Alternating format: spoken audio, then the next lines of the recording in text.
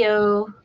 Hi. So originally I was gonna put a thing up, but then like I was here by myself and you couldn't see that, and then you got here last minute and now you can.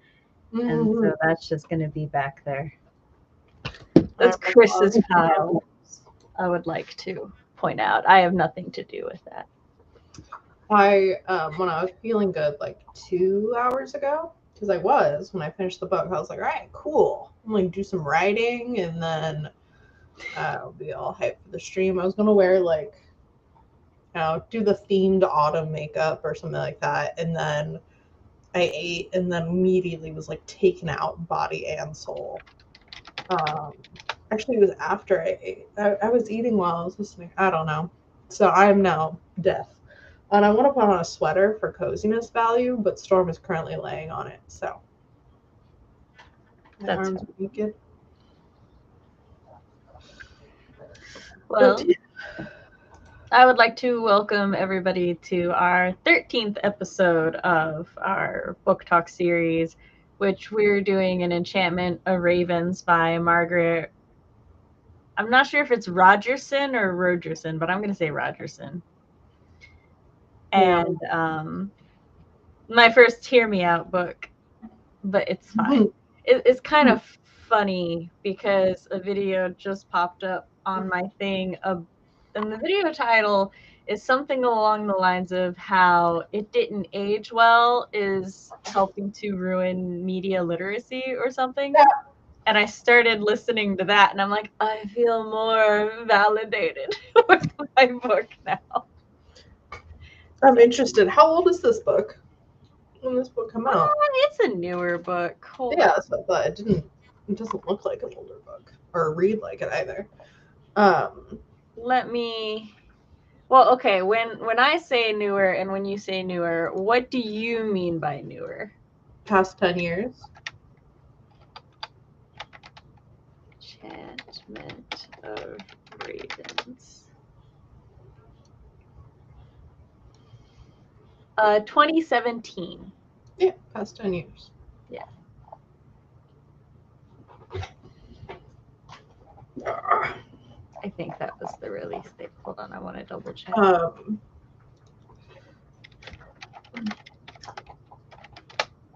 I enjoyed this book. I want to let you ask questions and stuff to me, but yeah.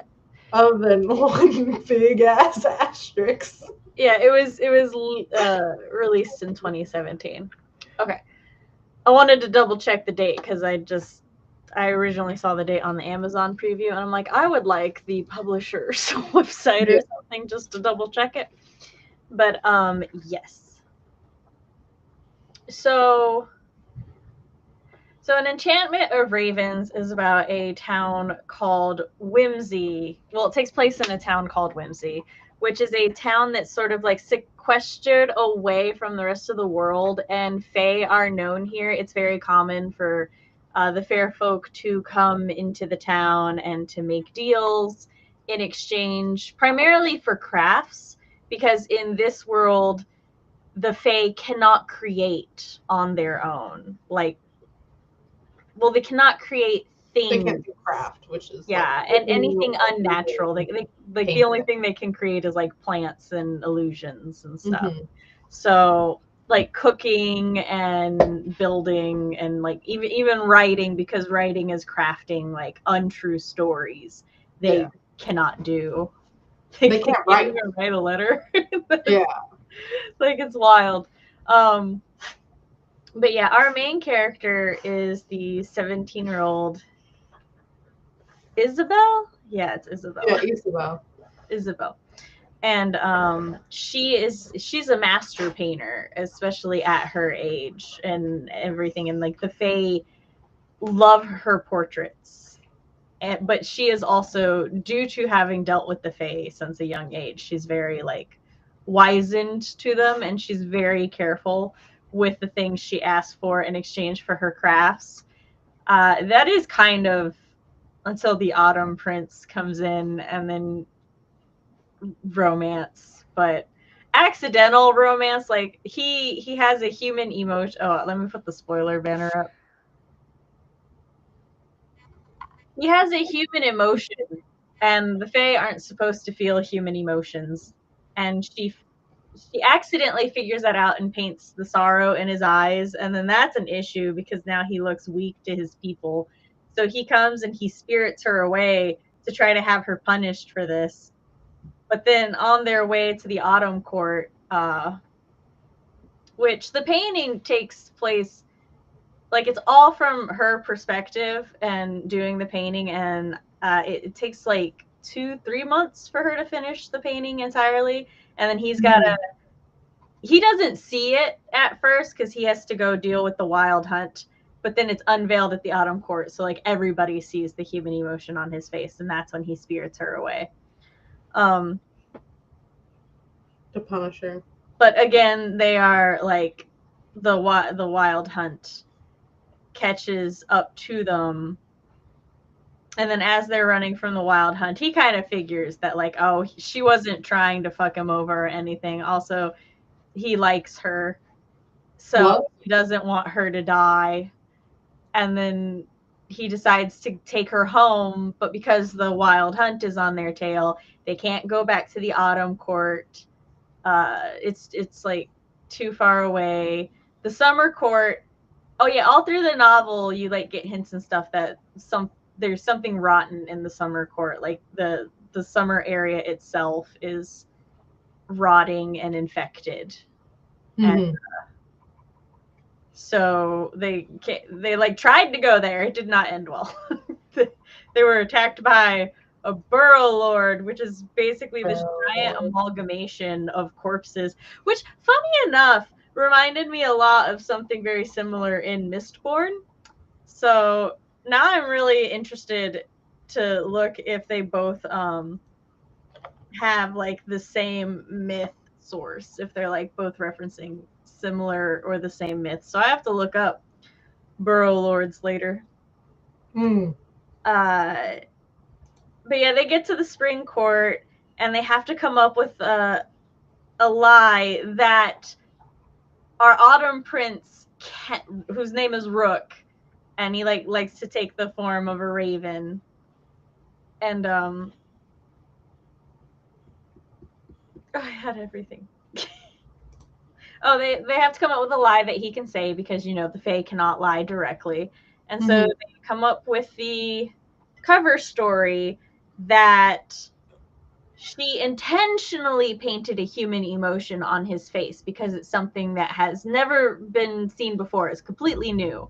And so she's going to offer to paint portraits of any of the Fae who want them so that she can practice this new craft. And in the Spring Court, they're very excited about this. And so our Spring Prince, Gadfly, who is also like, he was her first patron, he's been her longtime patron. I didn't know he was a prince. Triangle with him because he very much comes off as a man in his 40s.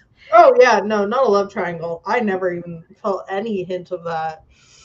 Oh, there was no hint of it. And I am glad. That's all I'm saying. Oh, okay. I thought you were saying like, oh, I thought there was going to be, and I'm like, no. It's just always the risk. It's always the risk in a novel that there will be a love triangle. But no, he's just he hosts them there.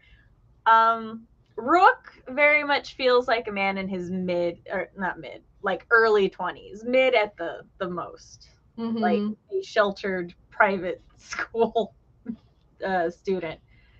Don't give me that look. No, I think she feels like she's in her mid-20s. Oh, she does too. That's I every time they're like, she's 17, and I'm like, no, she's not. She doesn't. Don't worry, I'll get there right now. Okay. We're just at the book summary. I know. That's why I'm not saying these things and just sitting here making faces. So they get to Gadfly hosts them at the Spring Court.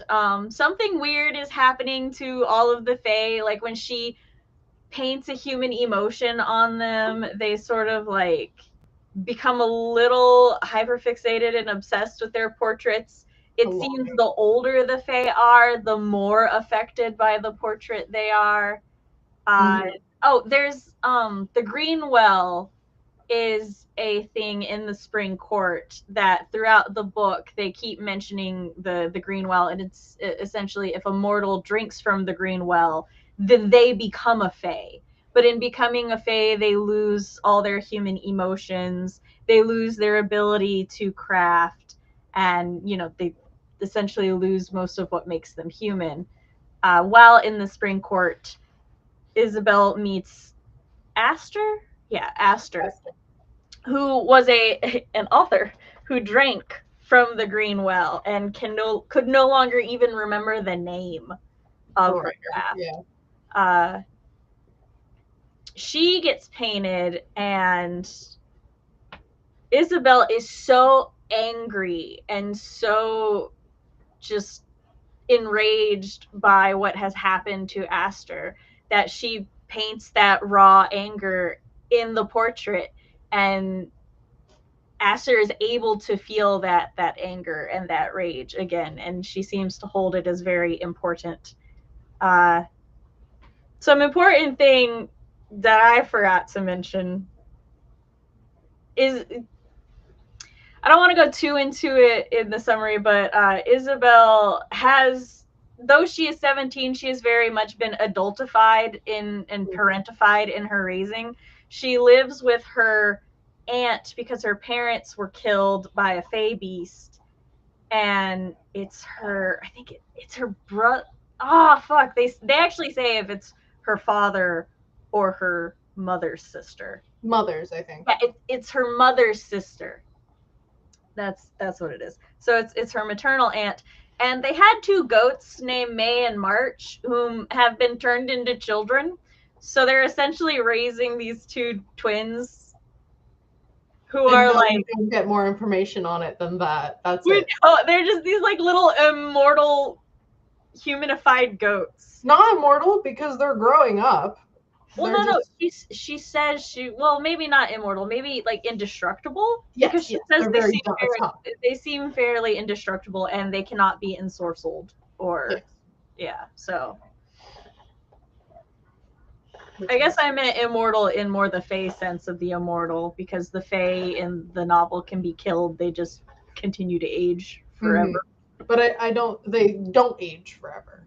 The fae in this novel, they age forever. The Summer King did. No, they stop aging and they just remain timeless. That's the whole thing.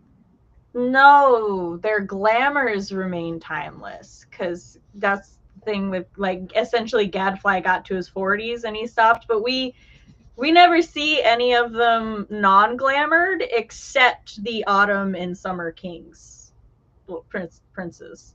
Yeah, but they don't look like old. No, yeah, the summer lord, he was decrepit. He was a corpse. Oh, I think his was the rot, not age. I think it was more of a rot than a... I argue it's both. Okay, I took that as like they do stop aging, but they can be corrupted, like have that corruption within them, but not from time, but from what happens with. Oh yeah, but that would still match with the goats. I think the goats are gonna like die at 80 or whatever. We don't know. Yes, but the way it was implied with like they're normal kids that are just kind of indestructible. I didn't take it that way. Okay. I took it as she didn't know what they were anymore, and they were very fae-like creatures. Okay. So I took it from the fact that they like grew up from toddlers to kids, and she like. Yeah, but like I said, the fae also age. I know, but I don't know. I think that's just how. Like Lark is supposed to be a teenager anyway. Yeah. So we're in the so like her getting back to her aunt and the twins is a big motivation for her, and it's also like one of her like the things that she holds on to with the green well is that she never wants to drink from the, even though like she has lied to the court and said that she's going to paint all these portraits and then drink from the green well, she has absolutely zero intention to, would rather die in the most excruciating death possible. Yeah. Well, through like little hints and stuff, you can figure out that Gadfly, he has foresight, like magical foresight. He can see the future. And he knows that Rook and her are falling in love and then have fallen in love. And that's breaking the good law. The good law is that like a human and a fae cannot fall in love with each other. Or they must either both be killed or the human has to make it to the good well and drink the water before the other fae catch them. Because fae are twisted. Well, they're found out, and everybody's gonna try to like the fair, like basically this is their soap opera of the century, right? They're like, oh hey, they're both like we can torture them and like kill them slowly, and it's like, oh, like you can fix this. Like they give her an offer to drink from the well, because basically if she drinks from the well she loses her human emotions, including love. So then Rook will be fucked over and they'll be happy. But Because they don't like Rook. say that again. Because they don't like Rook. They don't. Well, I don't think they actively dislike Rook so much as he's a prince, and so they enjoy seeing somebody powerful be tortured. Yeah. Gadfly, he just does his own thing. There's hints that like there is enough hints and everything for Gadfly for you to question his motivations in both directions. Like, is he actually quote unquote our antagonist trying to destroy him, or does he have some deeper machinations in the background? Like he was by far the most interesting character for me. But yeah, so she essentially, because of something that Gadfly said, gets the idea, she's like, fuck it, I'm gonna take the third option. And she breaks the green well by throwing a pin in it, because crafting, like the act of crafting and everything can literally kill them. Like, he was cooking a rabbit and he held on to a like kebab for like 3 seconds and started dying. Well, it wasn't holding the kebab. It was putting the kebab in the fire so that it would become the act of cooking, and he almost fucking died. Just right then and there. They like, Faye not being allowed to craft is not a light, inconvenient thing here. It is deadly. Especially because they're obsessed with it. Or Yeah. a lot of them are. So then they're like, oh fuck, she broke the green well and everything, and so they're like, oh, we gotta take her to. I forgot what his actual title is. He is the Summer King, but he has another title because he's essentially the king. Alder King? The what? Alder King. Yeah, the Alder King. Thank you. I kept thinking elder, and I'm like, it's not elder, it's something else. But yeah, the Alder King. So he's like all of the like high king of all 4 seasons, even though he oversees summer. Oh, which is also like, Whimsy has been stuck in summer for like centuries. The seasons have never changed, which is part of why she's so drawn to Rook, because he's autumn, and autumn is a transition season. Which is funny because Gadfly is the Prince of Spring, and that is also a transition season. Yeah. But yeah, so they go to the Alder King through a fairy path, which is a super drug trip for her that she was not enjoying. But they get through that. Rook challenges the Alder King, and they like, there's like a fae fight. A lot of things go down, and then Rook, inspired by her, oh, I'll take the third option that nobody expects. He's like, oh, I too shall take the third option that nobody expects, and he runs away, which is a really big deal because they've made a point several times in the book that like he doesn't run away. He very much, he's a I stay and I fight princely man. Yeah.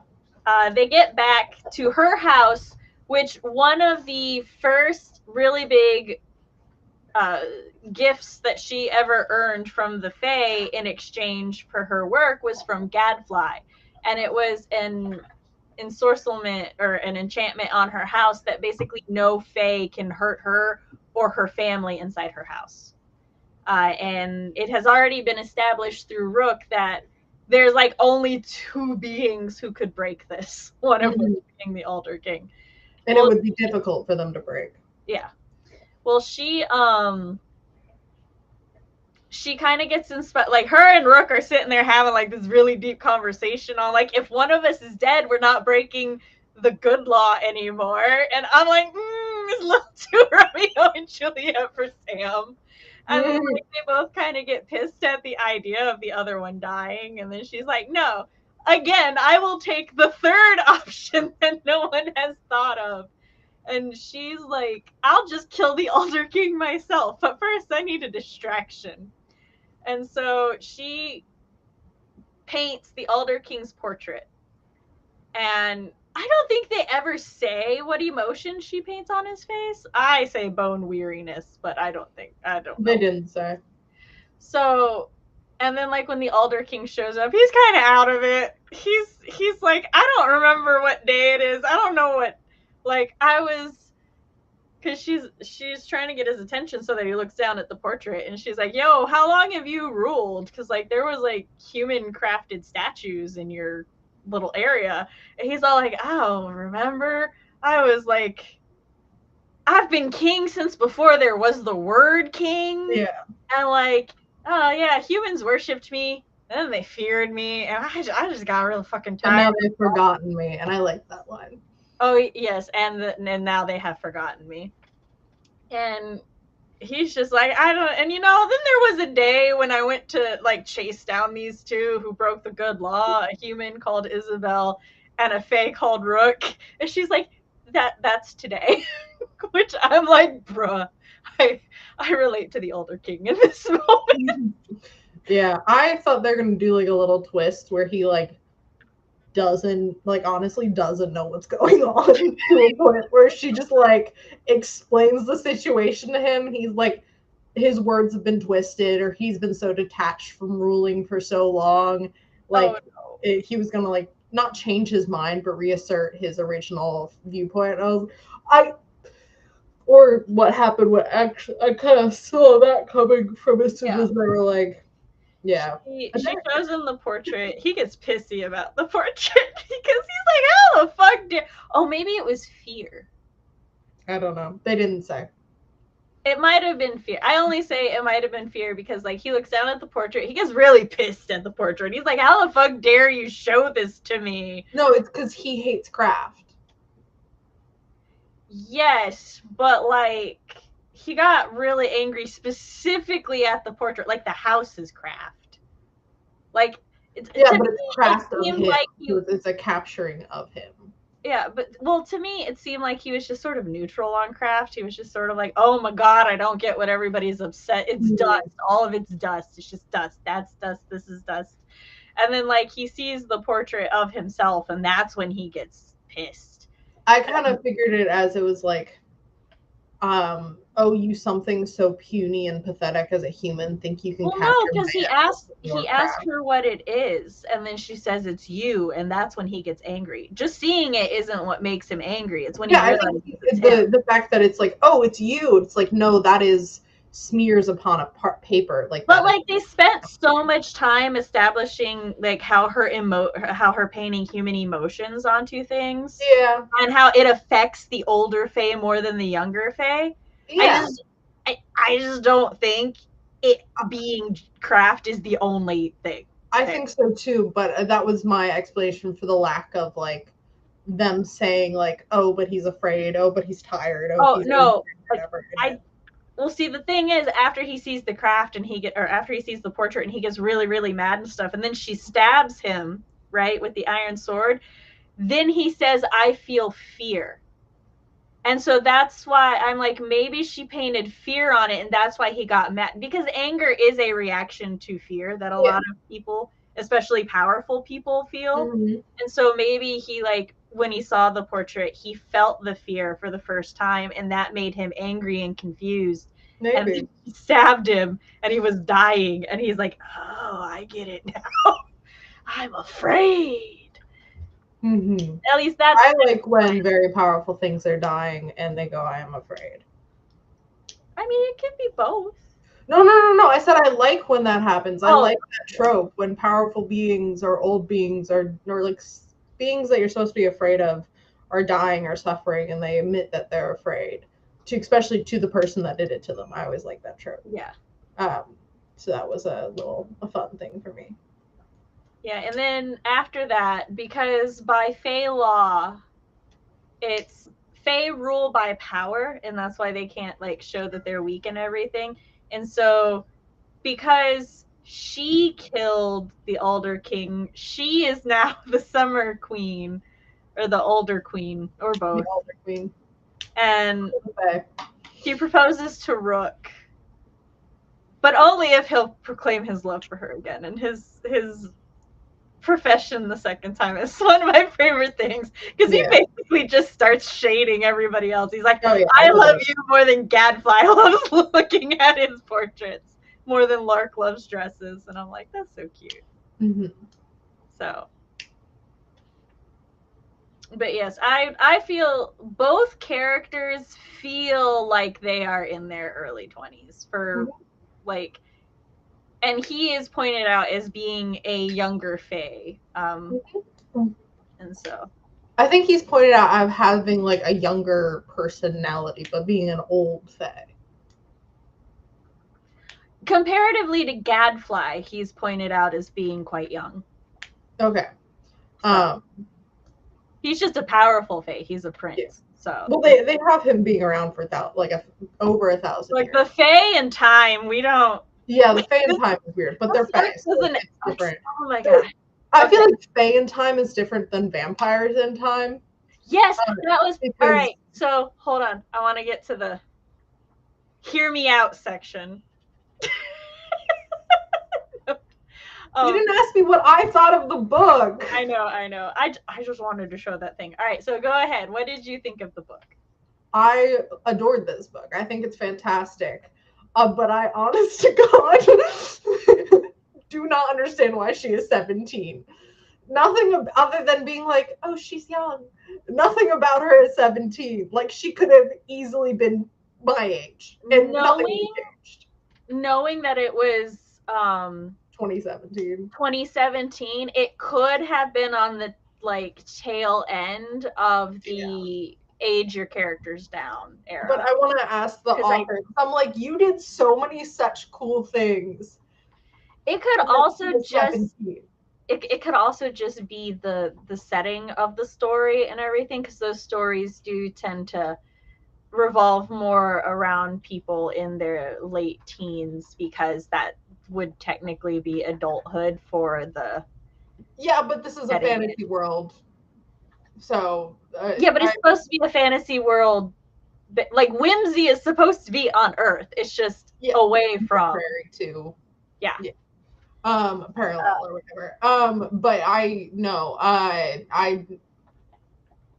that explanation I understand as an explanation, it wouldn't be valid to me if that was the reasoning. No, that's fine. Like, why did you make her 17? Well, hold on.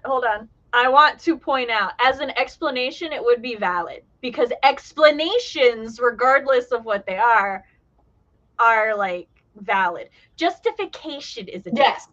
So like, I'm not using the right words, but yeah. So like, as it just, or 19 even, put her over the age of consent. No, don't. I know that consent is 15 or 16. Some states it's 12 or 13. Let's not use the age. Also, the age of consent is a really weird thing. Okay, here's my big thing. Well, you've unlocked a thing. I hate the idea of the age of consent. Like, I fucking hate it as a blanket term. That should not be a thing used to justify or not justify age gaps, regardless of I meant the age majority. I meant adulthood. Yeah. But also, like I said, for the setting, 17 is an adult. Yes.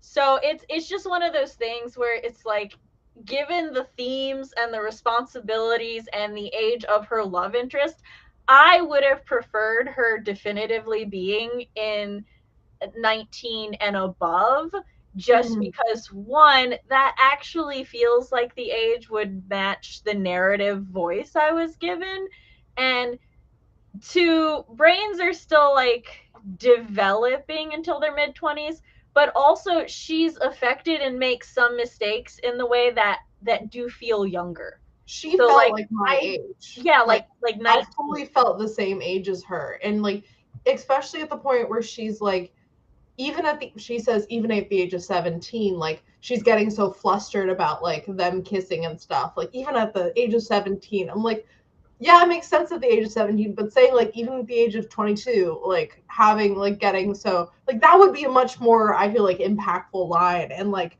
her whole, or also her being a master of her craft from like whatever, or like she's been working with the Fae for so long and it's 5 years, and I'm like, you could have just done 10 years. Like, I mean, 5 years, maybe that's long. But I don't disagree with you. But so my only like thing that would dock points from this novel that aren't just like petty little things are her being 17, which I knew as soon as they said her age, and then they didn't institute a time skip, which I thought they were going to be, and I literally went, I literally texted you, oh good, time skip, and then go, never mind, it's not a time skip. We got honestly, I had the same, like when I first read it, I was like, oh good, is he gonna have a time skip? And now I was like, oh no, the time skip was like 2 months. Yeah, I was like, she might be 18. You know, honestly, thinking about the time, she should be 18 by the end of the novel, but we don't know when her birthday is, but I'm assuming it wasn't yesterday. Yeah, but because the portrait, the portrait takes months and months and months, and then he's gone doing something for like 2 or 3 months. So it's at least months to make the portrait. I didn't think it was like 6+. The way she said I said months and months and months, but did I say the number 6?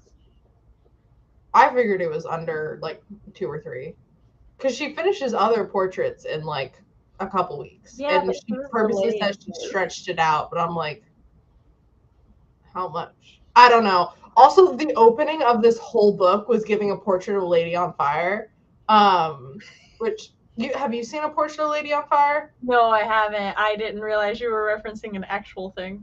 Oh, okay. So A Portrait of a Lady on Fire is a French film. And this is my film kid showing. And it's lesbians. And it's the inherent eroticism of staring at someone and painting them. And it's also a period piece. So they can't be lesbians, but they are lesbian. It is a tragedy, not a romance. But you should watch it as a piece of art. No. But I can't say we should watch it. I don't watch art. I don't watch films for art. No, it is really good. It's a really good story and everything, and like blah blah blah. But I don't know if I can emotionally watch it again. Okay, I'm gonna tell you right now, it does not sound at all interesting to me as something I would watch on my own, and I don't really watch. I will read a book for research. I will not watch a movie for research. That's fair. It's definitely a film kid movie. Yeah. I watch a lot of horror for historical value. But it sounds like actually from France. It sounds like one of those artsy film movies, and I always hate those. So I just stopped watching them. No, it's a character study. I don't know. My biggest thing was we watched it. It is also potentially that I will say it's also potentially that you just described it in the absolute worst possible way to me. That could be it too. Oh yeah, I didn't want to watch it at all, like because because you were like sad lesbian story, and I'm like, nope, I'm out. I didn't know it was sad lesbians. They were just like, hey, we're watching this. It's French. I was like, I don't really want to watch this. No offense for the French, but I could have told you it was a sad story. It's French. They turned the lights at the end of class, and that's like whatever my dad was like. Are you okay? Because I was like, tears running down my face. Not my dad. It's not. I had this friend, he was like, hey, do you want to watch this Chinese love story? And I was like, yes. And then I watched it and it was so sad. And I told my dad, and my dad's like, oh yeah. He's like, assume any classic Chinese love story is going to end with one or both of them dead. And I was like, no, French films are much the same. But it was beautiful. And it was awesome, like cinematography and everything. It's a very quiet movie. They're not speaking for, actually you would hate it, but it's a gorgeous movie. And the Black Moon Enchantment of Raven, like the shots, just like shots of human bodies as they move. This is that movie. But it's a beautiful movie, and I don't think I'll ever watch it again. Maybe if I like have a wife one day and she'll hold me as I watch it. But I don't think I can watch it in any other scenario. But anyways, it has the kind of like romanticization of painting someone and like the falling in love with someone because you're able to capture their essence and like watch them so closely. That is very much in A Portrait of a Lady on Fire. So that's what I was thinking of for the beginning of this. And I was like, so I love the beginning of the book, especially like that, the world building and everything. I really liked the whole book. It definitely makes me want to go work on my sapphic fae thing, which is like a combination of Portrait of a Lady on Fire and this. No, I'm joking. It's much happier than both these things. Yeah. But I very much enjoyed the world building. Was still really cool. A couple of the twists, they were well laid out. Like I saw coming the whole Gadfly seeing like what they're gonna do with the dagger and all that, but it was still fun to see. And how it played out was well done. I love Ravens. I mean, my middle name's after Ravens, so I love seeing Ravens in stuff. I love that he's a Raven boy. It's fun. Book we're gonna read. I enjoy that. What'd you say? I said that's another book that we're gonna read. Raven Boys. Raven Boys, yeah. But one of my favorite lines in the book is said by Gadfly, and it's in response to at the end when she like figures out that he's basically been setting this up since she was since 12. Since before she was born, yeah. Yeah, and like so that one day the Summer King or the Alder King would be like killed and stuff, and she's all like, I don't want to, or something about not wanting to be a pawn in his games, and he just very like calmly goes, you were never a pawn, you were always the queen. Mm-hmm. And then she's like, there's a double meaning there, but I don't give a fuck right now. Yeah, the fact that she just like moved past her, I was like, girl, we were what? Like, no, I'm mad at you. I'm not gonna play this double meaning bullshit right now. No, Gadfly is definitely my favorite character. I mean, like the rest of them are interesting too, but Gadfly is just so funny. I suspected that motherfucker from the moment they said his name was Gadfly. I'm like, he's sus. Why? Why does Gadfly give you sus? Oh, okay. So, Gadfly is a term for like, I don't want to fuck up my words, so give me a moment. Okay. I was one key off. Yeah. A gadfly is like someone who's persistent or an irritating critic, a nuisance, one that acts as a provocative stimulus, a goad, okay, or like stuff like that. And that wasn't matching his behavior. Yeah. So I was like, it's something's off here, because like the Fae all give themselves a name, right? Like nobody in this story is using their true names. And so like that means he called himself a gadfly. And I'm like, why would he call himself a gadfly? And so like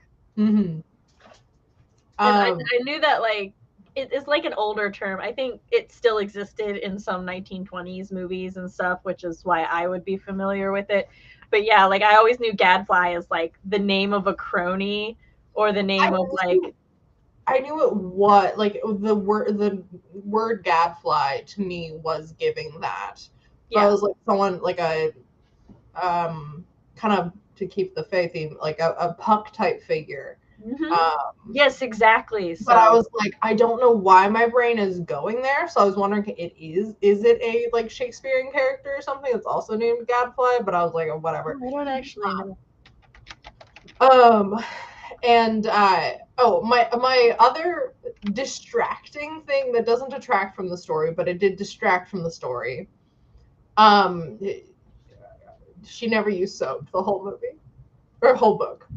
Like, they had her rinse and stream, so she kept describing how gross she was feeling, especially before they showed up at the spring court, or while they're at the spring court. And then she changes her dress and then puts her hair up, and that's it. I'm like, girl, you didn't bathe.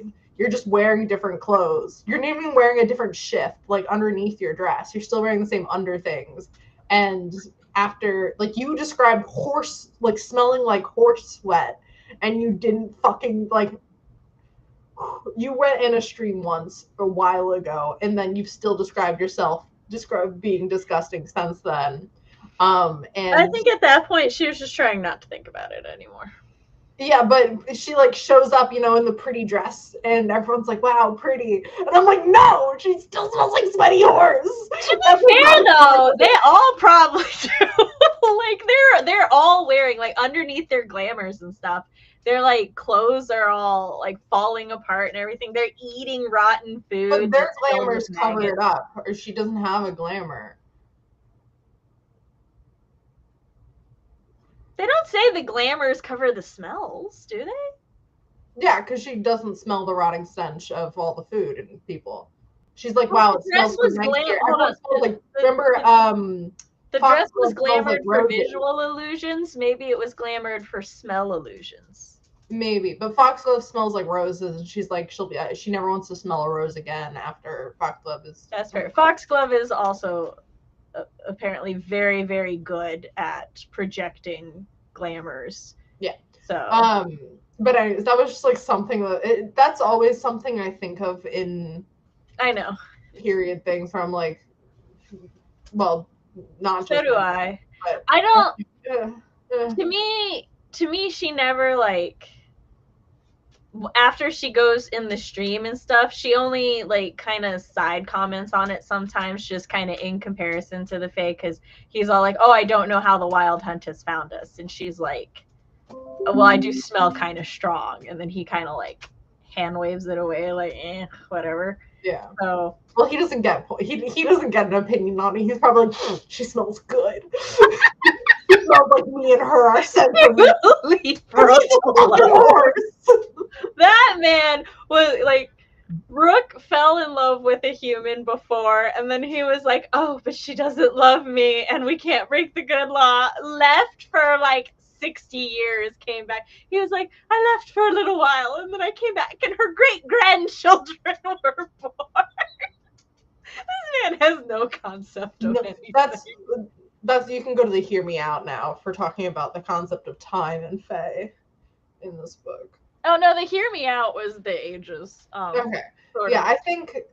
So Hear Me Out. Like, you tell me to go to the Hear Me Out, and then you start your own thing. Well, I thought we already did it. So no. Okay, so the Hear Me Out thing was just, I was gonna be like, I am not okay with the age gap, but the thing is that as you kind of mentioned, Fae time feels very different than other things. Like, one, this is not what I would consider a human romance, and that's how I like my Fae novels, because Fae are not human. They're so far from human. They're otherworldly, like to the point where in the novel and in a lot of mythos about like becoming Fae or becoming immortal, you lose your humanity on like in a tangible way, like a really noticeable way. Like in a lot of vampire fiction or like things where they sell their souls and they become demons, it's like they're still kind of human. They're just like super powered and they get things and stuff. And like I think A Court of Thorns and Roses also handles it that way, where it's basically they're just super powered humans now, who like are also super horny. But the thing is that like while the Fae in this novel are very sensual, they're not super sexual. And I like that. And I like the way that the Fae are portrayed and stuff. And they're like, they resent humans for being able to feel emotions because they can't feel emotions the way that humans do. And when a Fae gains the ability to feel an emotion the way that humans do, they're perceived as weaker because humans are supposed to be beneath them, even though they're like extremely jealous and envious of everything humans can do that they can't, right? Yes. Like cooking a rabbit will kill them. Like it's such a simple thing for a human, but like, you know. So and I like that. And we have Aster, who is a tangible, like actual there example of a human who has lost their humanity, and it's tragic. It's portrayed as tragic. Yeah. It's portrayed as terrible. At the end, when Isabella becomes the older queen, it doesn't say that she becomes immortal. Like, no, it doesn't. So presumably a human is going to reign over until she dies as an old lady. And then he'll continue, it seems like, with him being king as well. Yeah. He'll probably just take the iron sword to himself, become a tree. Yeah.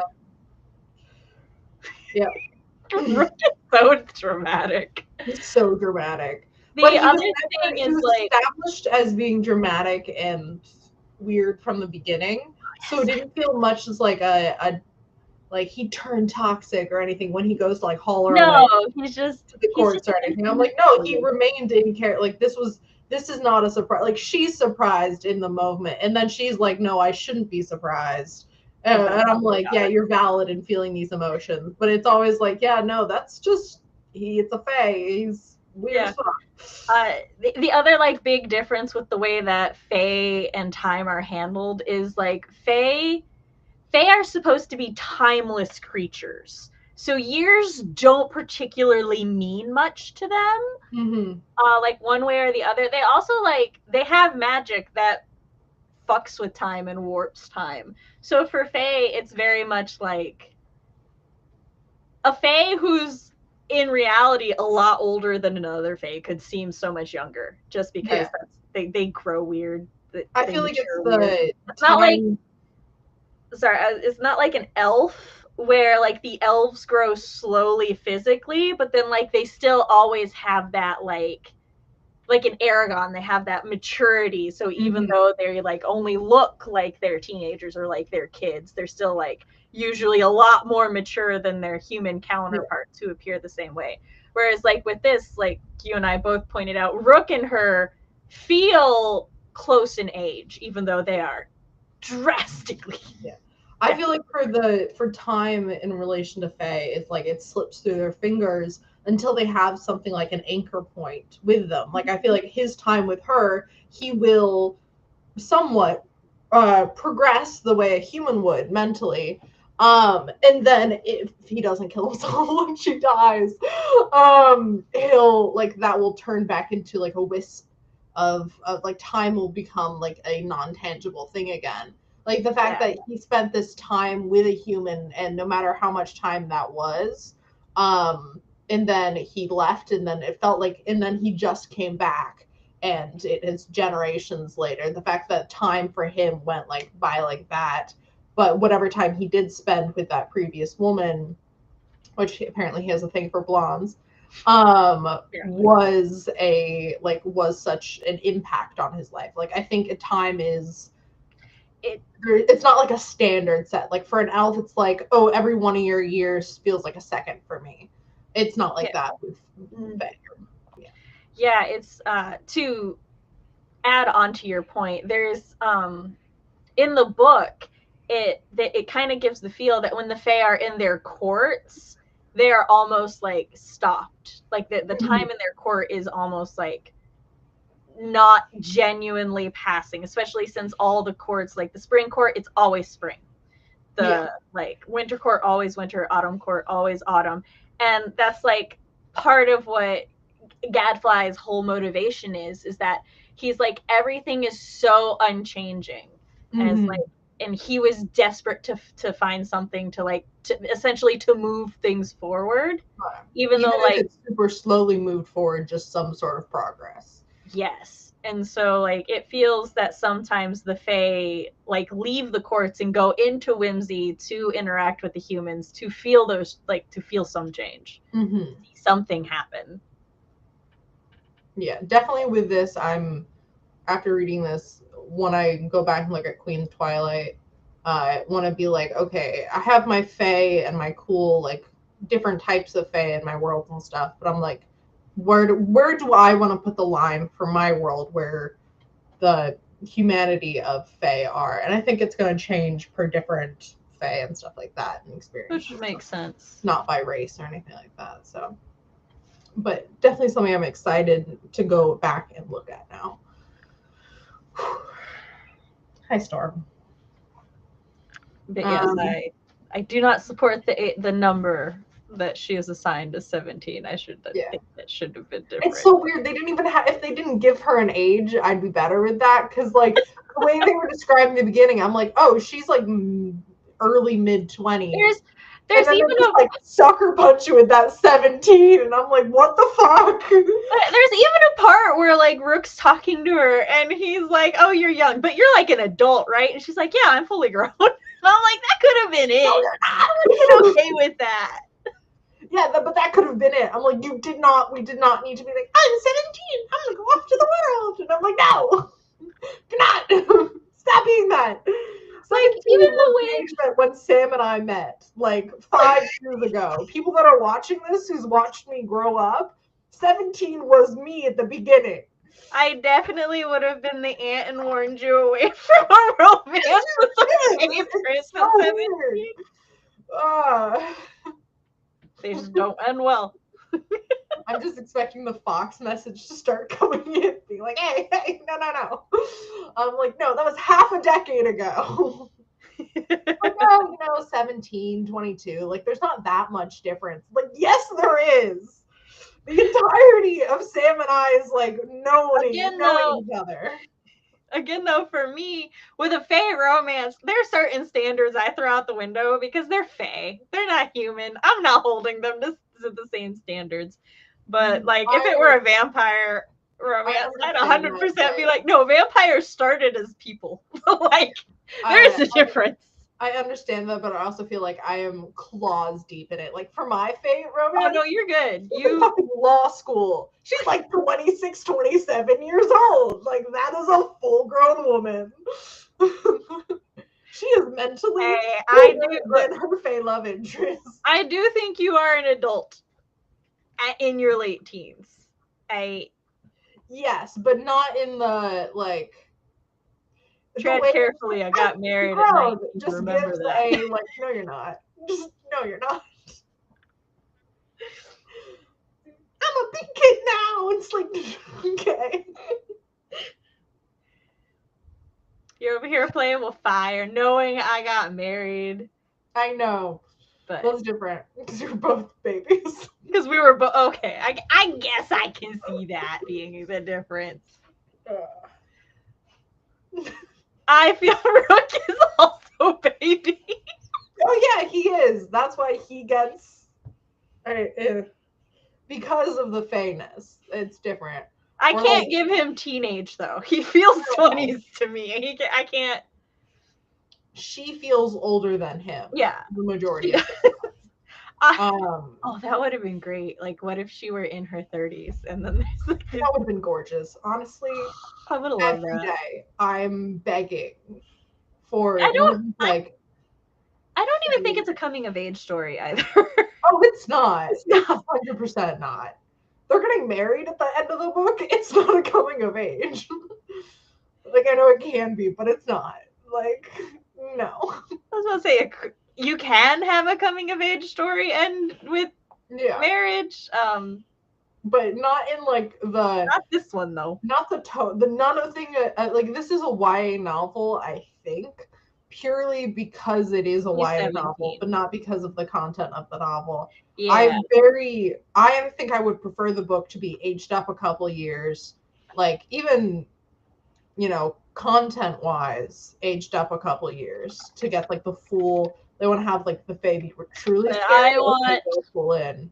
I would love for everything to be aged up a couple years, but I want the physical romance to remain the exact same. Oh yeah, I like that. Very charming. I love it. Oh, I thought it was great. But I just, and by the way, Fox knew I called him out. I literally have him typing it and then immediately coming in. But yeah, I do truly enjoy this book. I think the cover art is beautiful. The writing itself is gorgeous. The descriptions of everything. Have you seen the full cover, by the way? What?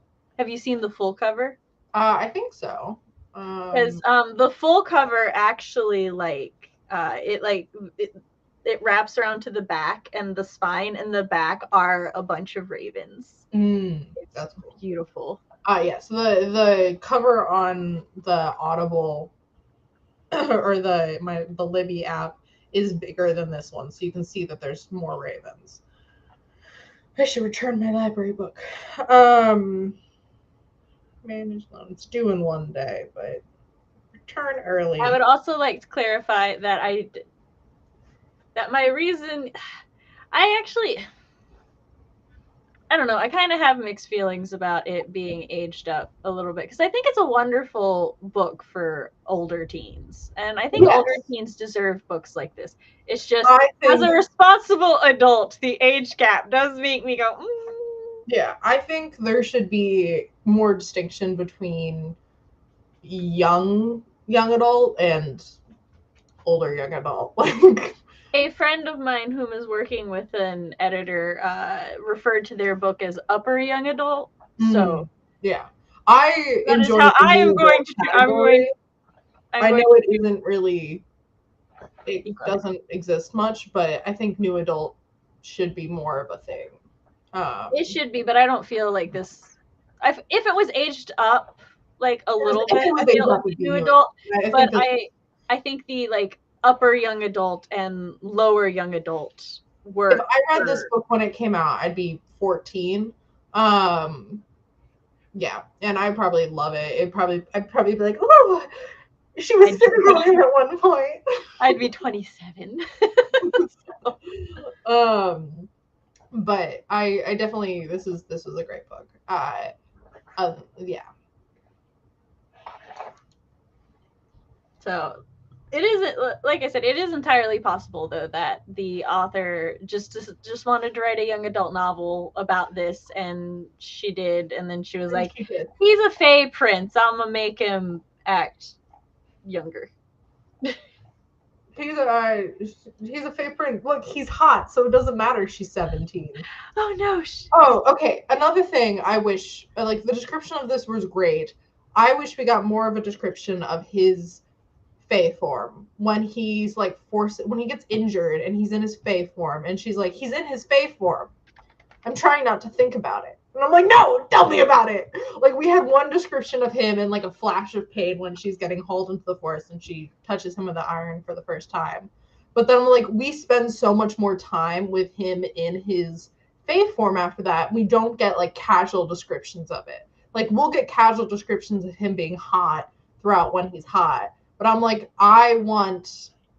You want both descriptions of him being hot in his monster form. I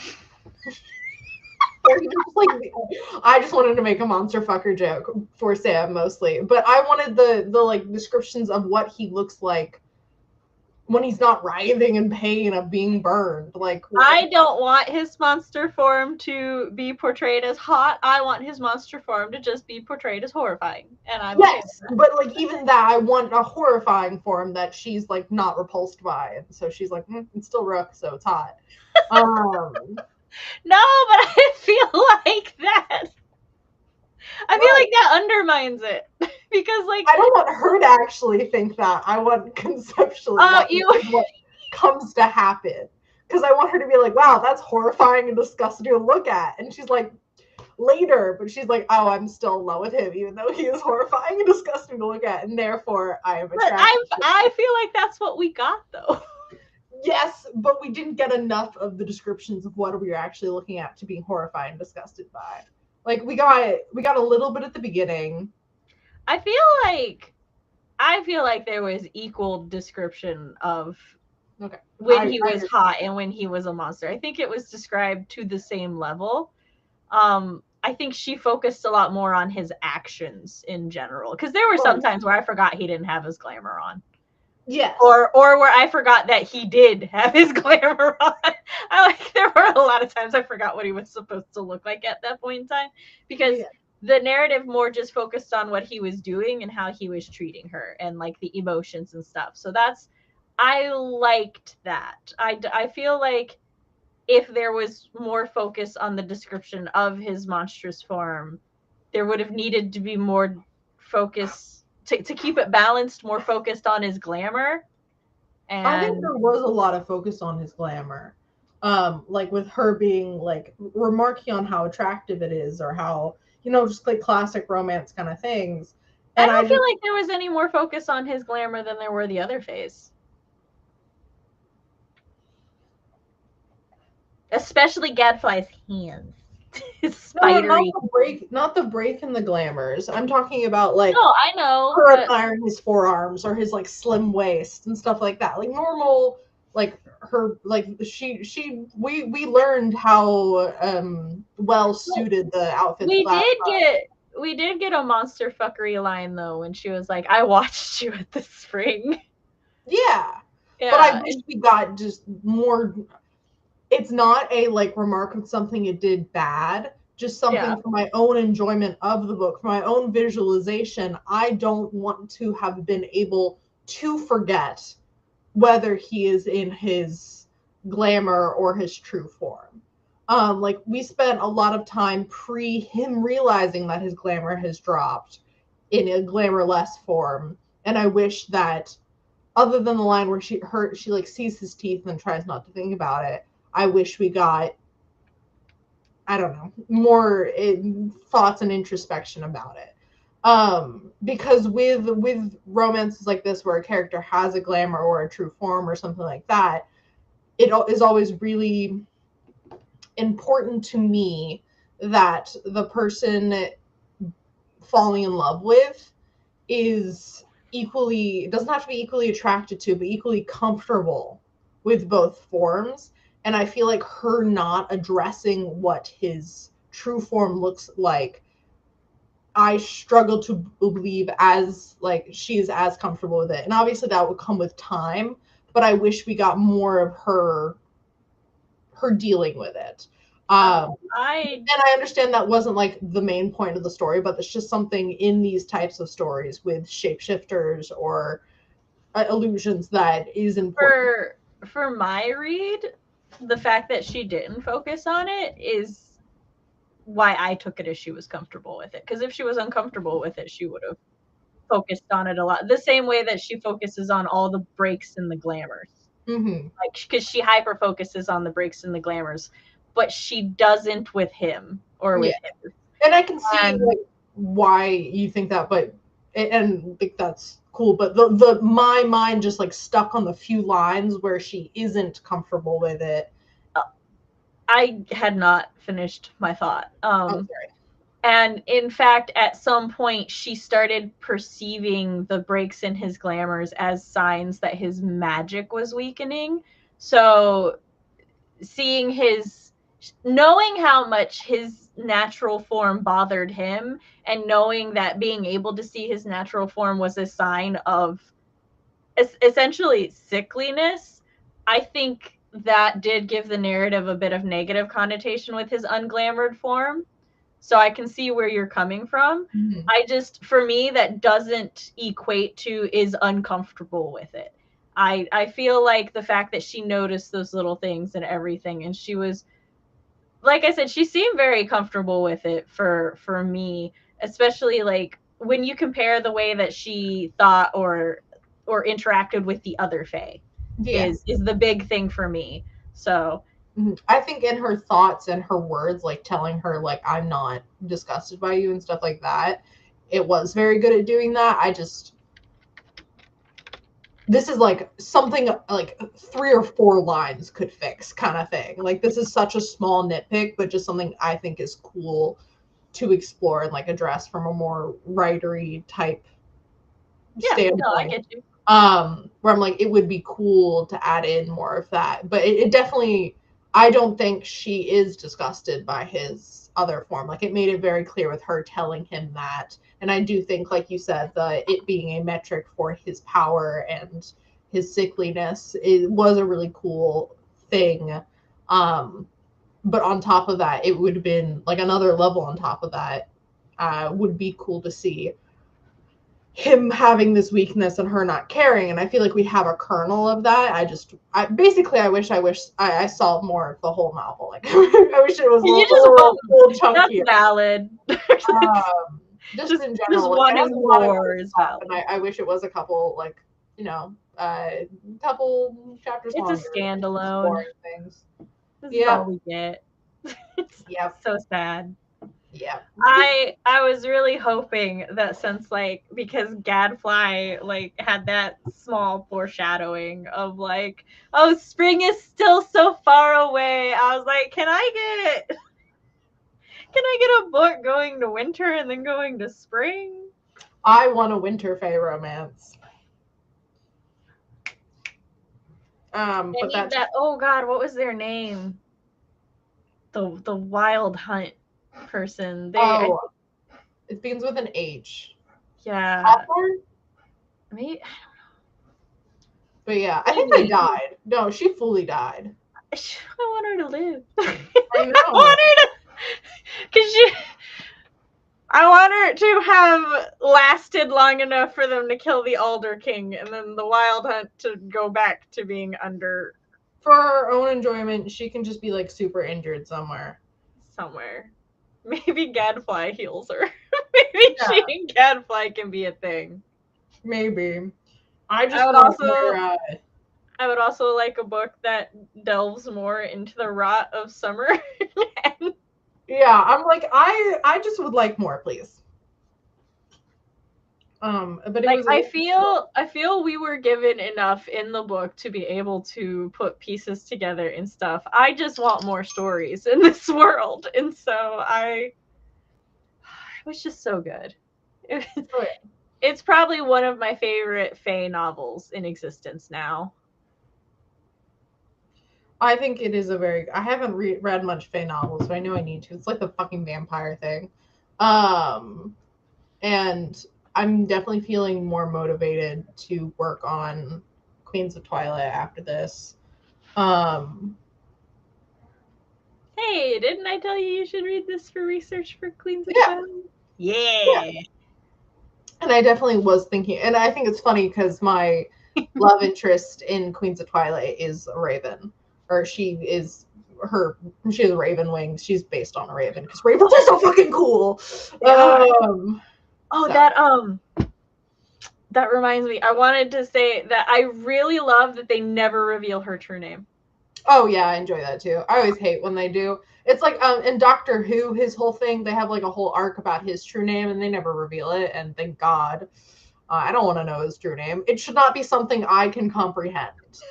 I don't mind when they reveal true names, but I think it was a really nice touch that a lot of the time it's cooler when they don't, I feel like.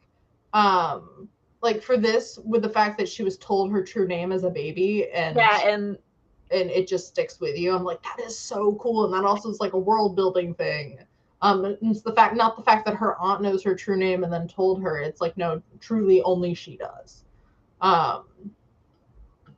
And then I'm also curious, did her dad know her true name? Is that something her dad and her mom or when the mom held her baby for the first time, does her true name just your child's true name flows through you? That's just a cool thing. So, yeah. I would also like to know Rook's true name, though I know we cannot. Yeah. The fact that his name is Rook and he's a raven, I was just like, I mean, I don't think that was an accident. No, I was just like, is your sibling's name Raven? I was almost impressed that his name just wasn't Raven. I think Isabel was also, when she heard his name too, she was I kind think of she made it. I like I love very when she clever side about eyes it. any of them for their names. Oh yeah, I very much enjoy her as a narrator. I was a little hesitant when she did the whole. I've read about girls who lose their true love and then they like want to fling themselves off towers, and I thought I'd be like not like other girls, but I feel like I am. And I was like, you. That is almost something they almost did something I hate, which is like, I don't know, it's almost the exact same thing where it's like judging other girls, but I'm like them too. Oh, I think it's because normally when it's like, oh, I don't understand like why women are like that, and then it's like, oh, I'm like that too now, and there's nothing wrong. But no, she goes, she's like, oh, and I'm just like them. It's still fucking silly, but I get it now. So Yeah. she's like, so her stance and her perspective on it doesn't change. Mhm. She's just like, oh, I get it now. I'm just counted among them. Like, I too am a lovesick idiot. Like, And then I like how they had a little parallel to that at the end of the book, but they also had it, her looking back in retrospect. She's like, oh, the feelings I had for him, like over the edge of my canvas, those weren't feelings of love. They were feelings of infatuation and basically a schoolgirl crush. And I'm like, I'm enjoying that reflection and the fact that you didn't fall in love with someone by staring at them for a couple months. Like, even though earlier I just said the inherent, like, eroticism. Well, you were talking about the sensualism. Yeah, that's a sensuality. Yeah, that's a physical thing. This is a, like, oh, you're not gonna fall in love with someone by going.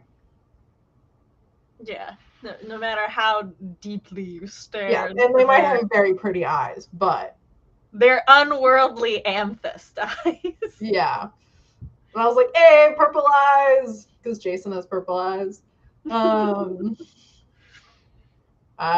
hand in hand with this author about like, oh, the person's attractive. Describe their pretty gleaming hair and their eyes. And I'm like, that's what I do. I think my favorite part about when Rook is introduced, and I love that she added this in.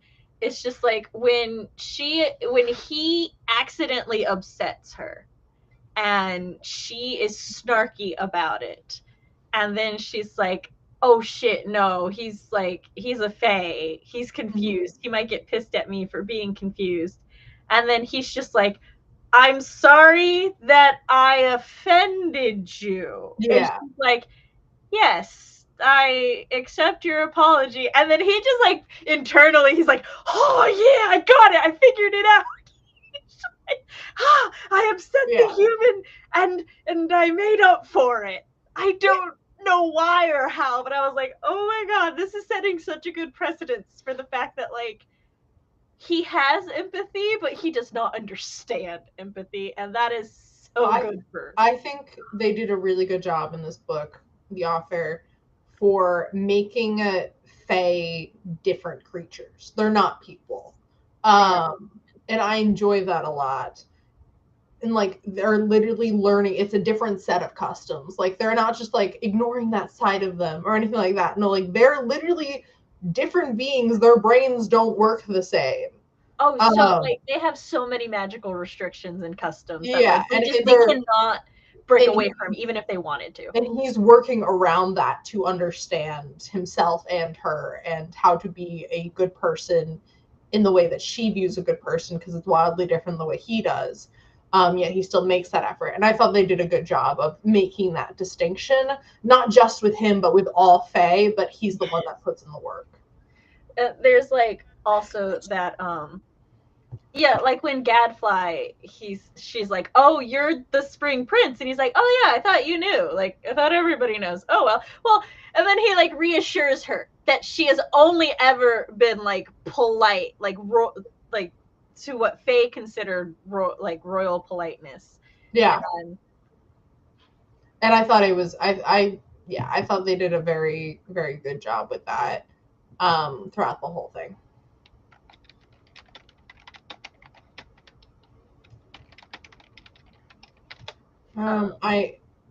I probably will be looking up other works by this author because I liked her writing so much. I think I've read something else by her. Sorry, there was something else I was going to. Oh, like going with the thing you said about like the like really good distinction between like the human and the fae like perspectives and stuff when she's like essentially it like goes back to that whole time thing where they like whisk humans away kind of and then send them back to their homes, but like 80 something years have passed in the human realm. And she's like, you better not have done that to anybody. He's like, no, of course not. I would never. But the reason he would never is because afterwards humans get all weepy and they just go back to the forest to yell at you. And so he's just like, I just don't want to deal with I don't want to deal with that. That's totally not worth it. Yeah. Oh, the phase constant, like reoccurring, not understanding crying is funny. Like they just don't cry. Like that's just like he does it like or he like he calls it weepy. Yeah, he understands what it is. And then Lark goes, "Why are you leaking?" Which I'm like, that is so to imitate it.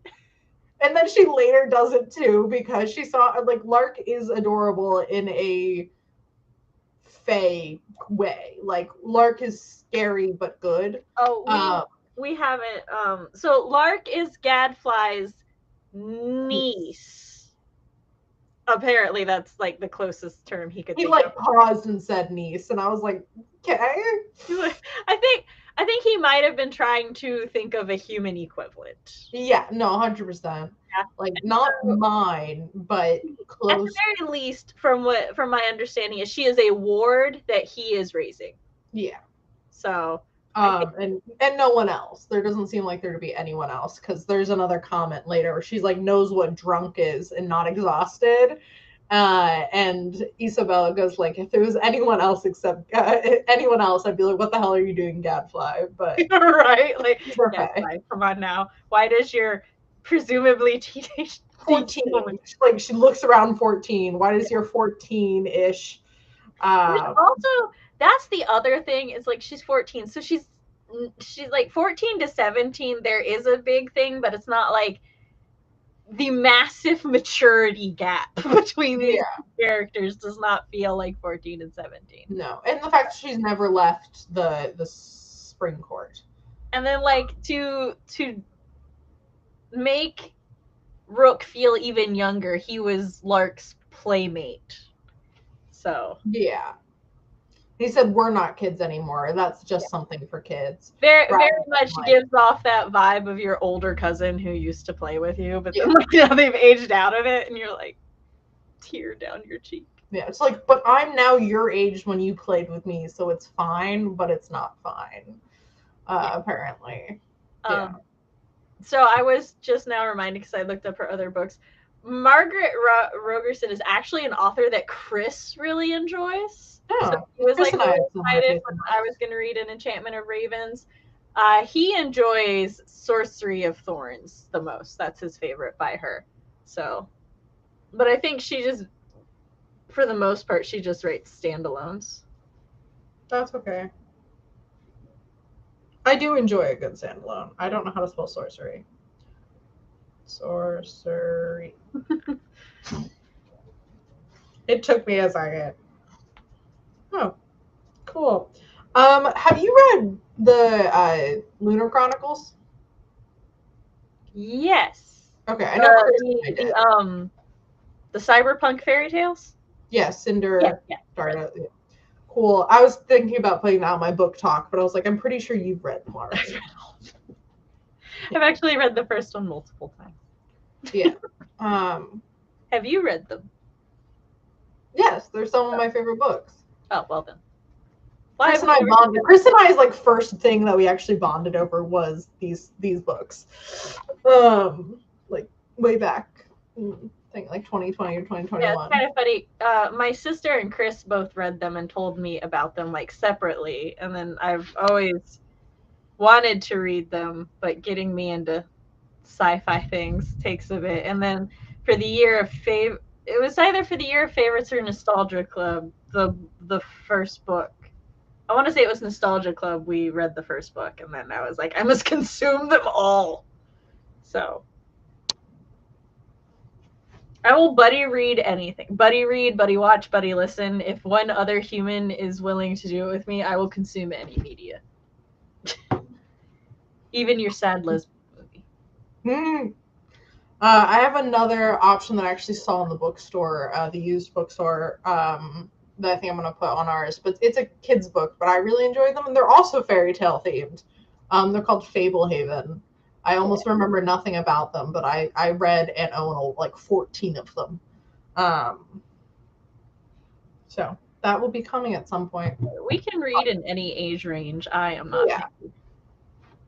I pull out Skippy John Jones, and I'm like, all right. Those were my favorite. A very short book talk, but I'm here for it. Yeah, we just read every single one. Cool. But all right, so that I think both of our favorite character might have been Gadfly. Yes.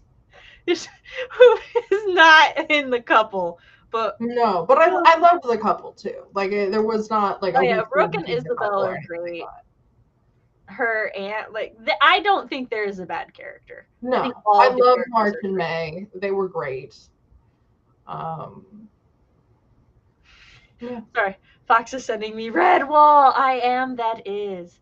I didn't read that one. I read Redwall as a kid, so technically you have to bug CB to pick that one.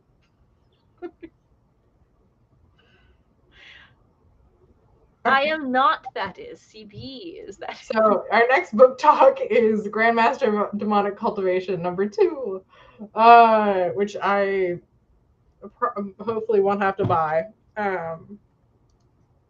It's fine. I'll head to the library. Cool. And then I don't know what I'll do after that. Maybe probably the third one if we already got to the second one. Yeah. I'll just stop you mid-story and be like, that's it. Monday, I'm doing the Let's Talk K-Pop Demon Hunters with Matt and Cody. Mm-hmm. Whip Wednesday, I will be hosting for the rest of the month between mine and CB's channels. Yep, because I have work. I think that's everything for now. Mm-hmm. So, all right, talk to you guys later. Bye. Bye.